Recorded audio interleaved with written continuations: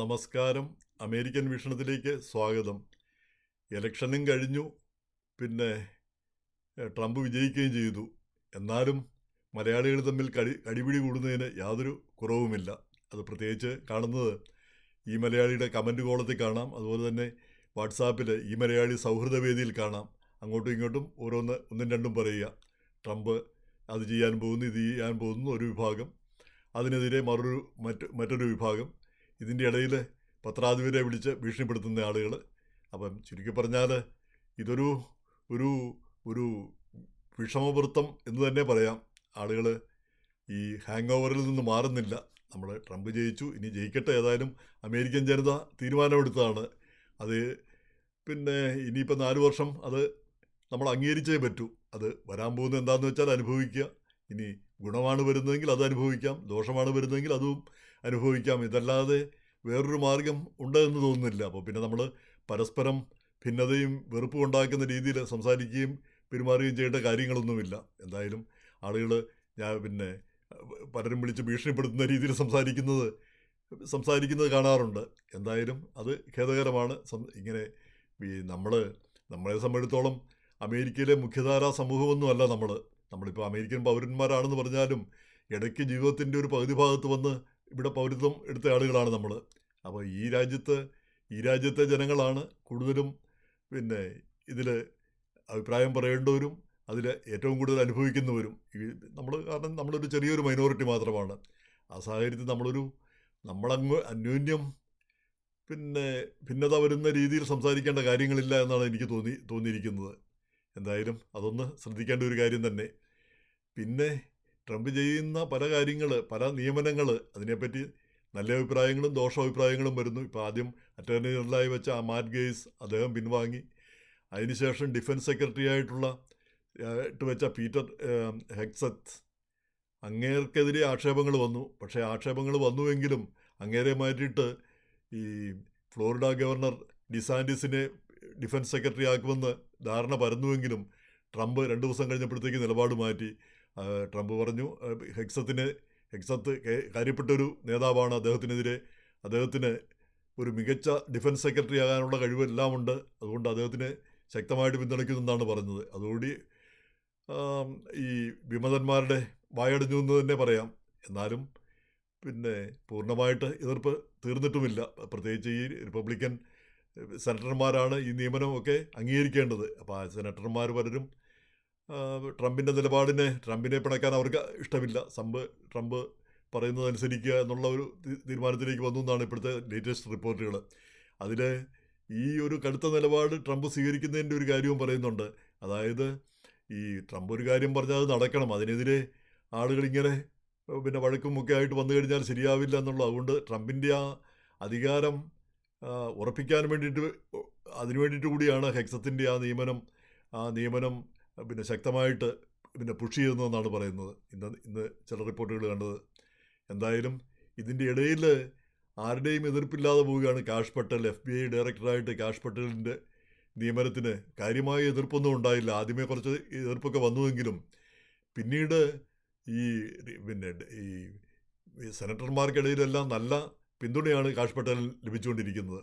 അതാണ് അതിശയം. അതിൻ്റെ പ്രധാനപ്പെട്ട കാര്യം ട്രംപിൻ്റെ നിലപാട് തന്നെയാണ് കാഷ് പട്ടേലിനുള്ളത്. കാരണം FBI രാഷ്ട്രീയപരമായിട്ട് ആളുകളെ ഉന്നം വയ്ക്കുന്നു, രാഷ്ട്രീയ നിലപാടുകൾ എടുക്കുന്നു, ആളുകളെ രാഷ്ട്രീയം നോക്കി അവരെ പ്രോസിക്യൂട്ട് ചെയ്യുന്നു, അവർക്കെതിരെ പിന്നെ കേസെടുക്കുന്നു എന്നുള്ളതാണ് പ്രധാനപ്പെട്ട കാര്യം. എന്നിട്ട് കാഷ് പട്ടേൽ വന്നു കഴിഞ്ഞാൽ FBIയുടെ ആസ്ഥാനം തന്നെ ഒരു മ്യൂസിയം ആക്കുമെന്നാണ് അദ്ദേഹം പറഞ്ഞിരിക്കുന്നത്.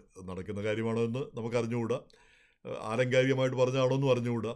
ഇപ്പോൾ ഈ കാഷ് പട്ടേലിനെയും അതുപോലെ തന്നെ ട്രംപിനെയൊക്കെ ചൊടിപ്പിച്ച ഒരു കാര്യം, FBI ഈ ട്രംപിൻ്റെ മറോലാഗോയിലെ വീട് പോയി സെർച്ച് ചെയ്ത്, അതായത് രഹസ്യരേഖകളൊക്കെ പ്രസിഡന്റ് സ്ഥാനം ഒഴിഞ്ഞപ്പോൾ രഹസ്യരേഖകളൊക്കെ അങ്ങോട്ട് കൊണ്ടുപോയി എന്ന് പറഞ്ഞ് അത് പിടിച്ചെടുക്കാൻ വേണ്ടി എത്രയോ FBI ഏജൻറ്റുമാർ ആയുധങ്ങളൊക്കെ ആയിട്ടാണ് അവിടെ ചെന്ന് റെയ്ഡ് നടത്തിയത്. അവർ മുൻ ഫസ്റ്റ് ലേഡിയുടെ ഡ്രോയർ വരെ അവിടെ പിന്നെ പോയി പരിശോധിച്ചു എന്നാണ് പറയുന്നത്. അവിടെയുള്ള സാധനങ്ങളെല്ലാം പോയി വാരി വലിച്ചിട്ട് നോക്കി.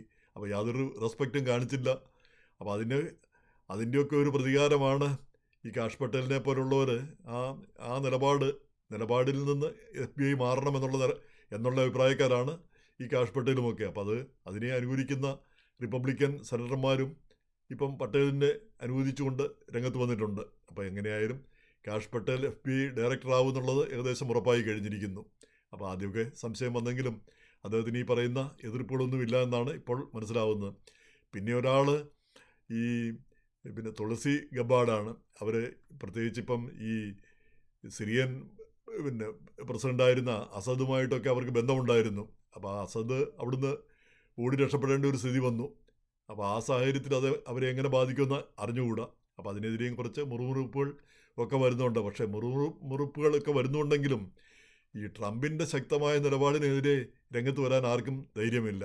ഈ റിപ്പബ്ലിക്കൻ സെനറ്റർമാരൊക്കെ ആണെങ്കിലും ട്രംപിനെ പിടക്കേണ്ടതില്ല എന്നുള്ളൊരു നിലപാടിലേക്കാണ് അവർ ഒക്കെ അവസാനം വരുന്നത്. അപ്പോൾ ട്രംപ് ആരെ അനുകൂലിച്ചോ അവരൊക്കെ ആ സ്ഥാനങ്ങളിലേക്ക് എത്തിപ്പെടും എന്നാണ് ഇപ്പോൾ മനസ്സിലാവുന്നത്.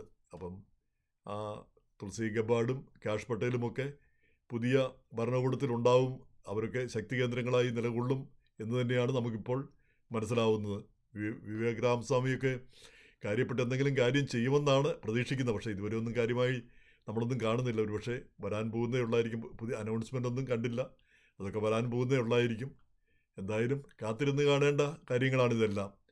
അതുകൊണ്ട് നമ്മൾ അനാവശ്യമായിട്ട് ആശങ്കപ്പെടുകയോ അമർഷം കൊള്ളുകയോ ചെയ്യേണ്ട കാര്യമില്ല. ഇപ്പം ജനങ്ങൾ തീരുമാനിച്ചു കഴിഞ്ഞാൽ പിന്നെ നമ്മൾ അമർഷം കൊള്ളുന്നതിൽ അർത്ഥമില്ല. അമേരിക്കൻ ജനതയ്ക്കില്ലാത്ത വിഷമം വോട്ടർമാർക്കില്ലാത്ത വിഷമം നമ്മൾ ചിന്തിക്കുന്നതിൽ അർത്ഥവുമില്ല. ഇപ്പം ഇന്ത്യയിൽ നരേന്ദ്രമോദി വന്നപ്പോഴും ഇപ്പോൾ പോലും ഒരു വിഭാഗം ആളുകൾ മോദിക്കെതിരെ ശക്തമായ നിലപാടെടുക്കുന്നവരുണ്ട്. അങ്ങനെ ഒരു വെറുപ്പിൻ്റെ ഒരു ആവശ്യമുണ്ടോ എന്ന് ചിന്തിക്കേണ്ടതുണ്ട്. ഇപ്പം ഈ ട്രംപ് വന്നു കഴിഞ്ഞാൽ ലീഗൽ ഇമ്മിഗ്രൻസിനെ വരെ അവർക്ക് വരെ ദോഷമുണ്ടാകുമെന്ന് ഉള്ള പ്രചാരണം ശക്തമായിട്ടുണ്ട്.